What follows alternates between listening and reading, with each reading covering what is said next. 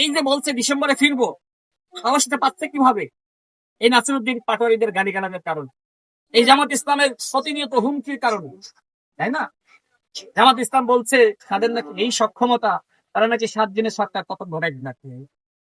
Colonel অলি সাহেব বললো না যে জামাতের আমির একটা শফিকুর রহমানের নেতৃত্বে ছেলে নাহিদ ইসলাম আর মাওলানা মামুনুল হক তারা একতাবদ্ধ হয়ে রাজপথে নামবে 7 দিনের মধ্যে বিএনপি সরকার পতন হবে। 7 দিন শেষ হয়ে যাবে।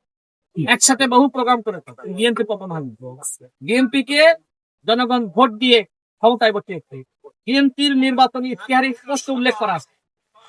আমি আজকে সেই নির্বাচনী ইশতেহার আমি চেক করে তারপর আপনাদের সামনে কথা বলছি। সেখানে স্পষ্ট উল্লেখ করা আছে আমরা যে সংস্কারের বিষয়ে ঐক্যমতে এসেছিলাম এবং স্বাক্ষরিত জুলাই জাতীয় সনদে পুরোটাই বাস্তবায়ন করা হবে। যে কথা নির্বাচনের আগে বিএনপির পক্ষ থেকে বলা হয়েছিল, বিএনপি সংগ্রামী মহাসচিব বলেছিলেন এবং ওই সময় বিএনপির মাননীয় চেয়ারম্যান জনাব তারেক রহমান বলেছিলেন এবং নির্বাচনের পরে আমাদের মাননীয় প্রধানমন্ত্রী জনাব তারেক রহমান এবং বিএনপির নেতৃবৃন্দ একই কথা বলছে।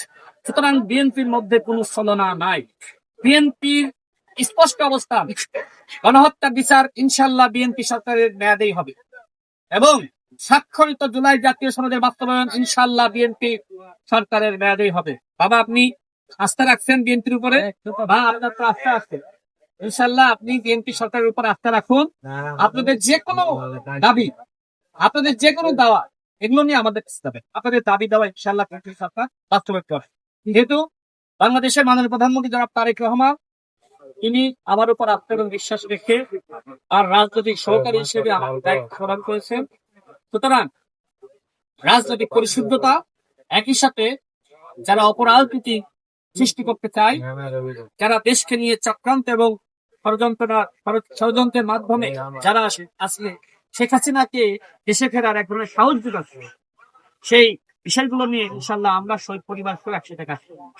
শেখ হাসিনা বাংলাদেশে ফিরলেই সরাসরি তার ফাঁসি হবে এবং বিচারের মধ্যে আমরা শেখ হাসিনার সাথেও ন্যায় বিচার নিশ্চিত করতে চাই।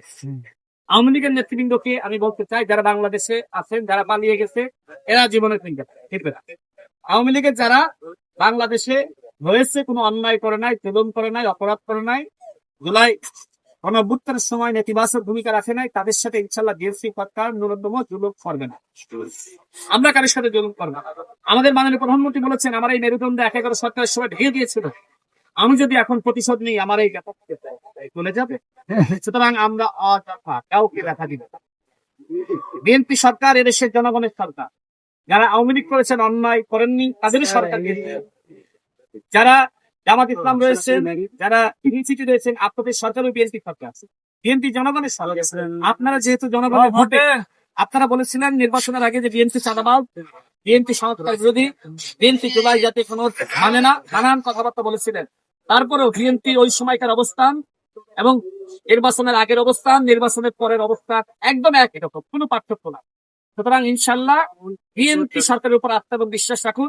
আমাদের মাননীয় প্রধানমন্ত্রী যে আন্তরিকতা, বিনয় এবং মূল্যবোধের রাজনীতি বাংলাদেশে সূচনা করেছে, ইনশাল্লাহ তার নেতৃত্বে এদেশে যে অপরাজনীতি ছিল, এদেশে যে অপসংস্কৃতি ছিল, ইনশাল্লাহ এর সমস্ত কিছু আমরা সংস্কার করতে পারবো, আমরা পরিবর্তন করতে পারবো।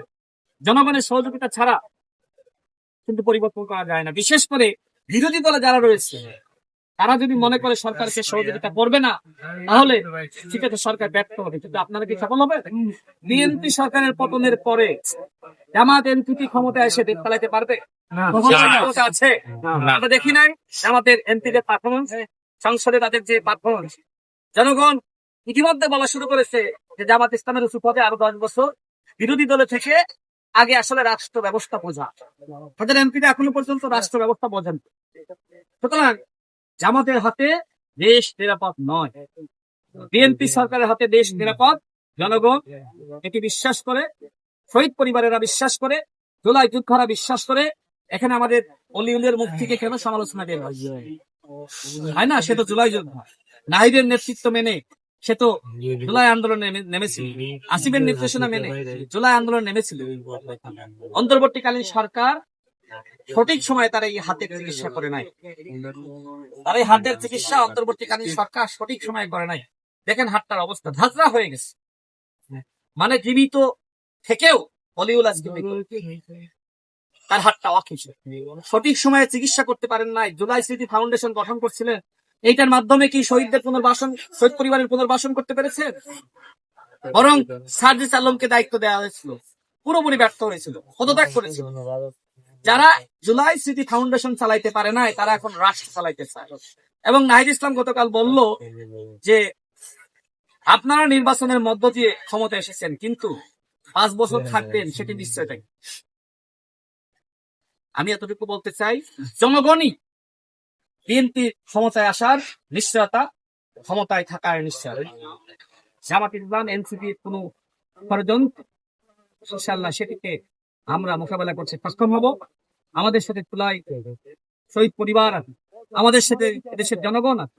সুতরাং এই চক্রান্ত ষড়যন্ত্র করে বিএনপি সরকারের পতন ঘটানোর সক্ষমতা এখনো পর্যন্ত আপনাদের তৈরি হয়নি। সর্বশেষ বলতে চাই, আমার মা এবং বাবা বলবেন, জামাতের একজন এমপি শফিকুল ইসলাম মাসিক সাহেব দাবি করেছেন যে জুলাইয়ের মাস্টারমাইন্ড জামাত এবং শিবির। মা, আপনি কি আপনার ছেলেকে এই জুলাইয়ের মাস্টারমাইন্ড জামাত এবং শিবিরের আহ্বানের রাস্তায় নামতে বলেছিলেন? মায়ের পেটে শোনেন বাবা, আপনি বলেন। আজকে জামাত এবং শিবির নিজেদেরকে জুলাইয়ের মাস্টারমাইন্ড দাবি করছে। বিএনপি পক্ষ থেকে বৈষম্যবিরোধী ছাত্র আন্দোলনের প্রত্যেকটা কর্মসূচির প্রতি সমর্থন এবং সমস্ত শক্তিকে, জাতীয়তাবাদী সমস্ত শক্তিকে মাঠে নামার আহ্বান করেছিল। বাংলাদেশ পন্থী শক্তিতে মাঠে নামার আহ্বান করেছিল। জামাতের কোনো বিবৃতি আছে? আমরা যে সময় প্রতিবাদ বিরোধী লড়াই করেছি, জামাতের কোনো সংস্কারের দফা আছে?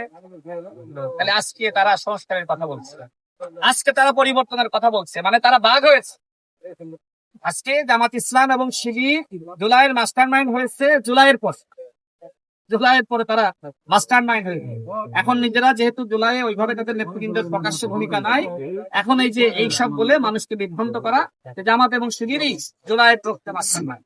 নাহিদ ইসলামকে বলবো যে এই কথা বলার পরে বিএনপি প্রত্যেকটা কথার প্রতিবাদ আপনি করেন। হাসনাত আব্দুল্লাহ, ফারদিন, নাসিরউদ্দিন পাটোয়ারি, আসিফ মাহমুদ বিএনপির কথাগুলোর প্রতিবাদ করে। আমি আজকে প্রশ্ন তুলতে চাই যে আজকে যে জামাত শিবির দাবি করছে যে জুলাইয়ের মাস্টারমাইন্ড তারা, আপনারা কি এটা মানেন? নাকি অতীতে বলেছিলেন যে আসলে মানে এদেশের মানুষ জামাতের নেতৃত্বকে গ্রহণ করবে না, এদেশের মানুষ সংস্কার চায় না? দুঃখিত, মানে জামাত আসলে সংস্কার করবে না, যে কথা নাহিদ ইসলাম বলছিল না?